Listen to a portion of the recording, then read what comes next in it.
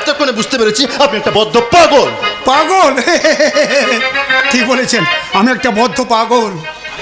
আমি সত্য সন্ধানের নেশায় পাগল, আমি অনাচার অবিচারের নেশায় পাগল, আমি এই সমাজটাকে সংস্কারের নেশায় পাগল।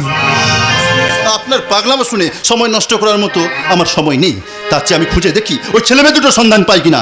খুঁজতে গিয়ে তুমি নিজেই হয়তো হারিয়ে যাবে যুবক, কিন্তু কিন্তু কোনোদিন ওদের খুঁজে পাবে না।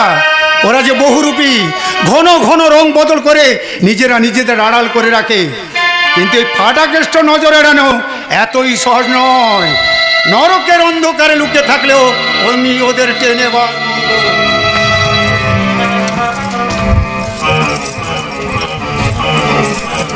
এই তো পেয়েছি মাল দুটো, মাল করি ভাগ বাটোয়ারায় ব্যস্ত। এই ফাটা নজর এড়িয়ে কোথায়